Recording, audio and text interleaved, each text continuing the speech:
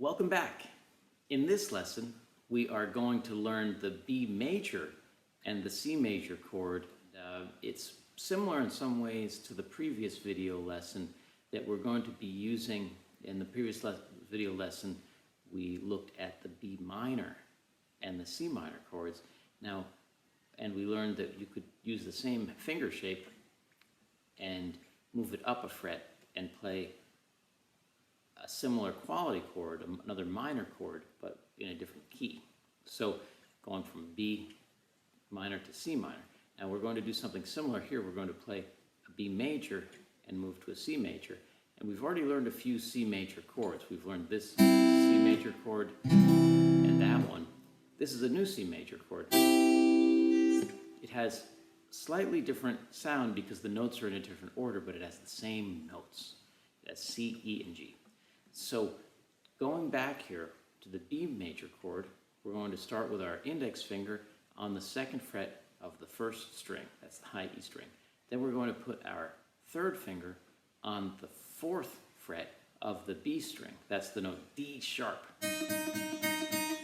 And then we're going to play our third finger, or place our third finger on the fourth fret of the third string, and that's the note B. So it will be B, D sharp, and F sharp. Like that. Just play all together.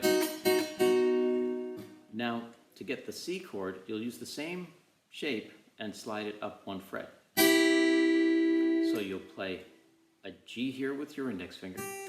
Your third finger will play the note E on the fifth fret of the second string, and then on the fifth fret of the third string, you'll play the note C.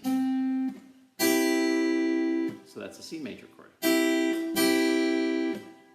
So here's your B chord, and here's your C chord. Now, as we mentioned in the previous lesson on B minor and C minor, these are movable chord shapes, and we're going to learn a lot more about this idea later on in the book. But to give you another example, you can take this shape from B major and slide it all the way up to the fifth fret and use the same shape, and you'll play a D major chord. So in a song, you can play a D major like this. We've learned that one, but you can also play it here, and that gives it a nice quality, a little bit of variety.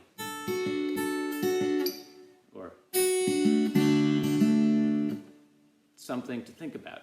One of the nice features of the guitar is that you can move around to different chords or different keys, but keep your hand in the same shape. So once you learn a pattern, then you can, for a chord, you can play that in a lot of different positions and play a different root or a different key. Well, have fun with that, and I will see you in the next lesson.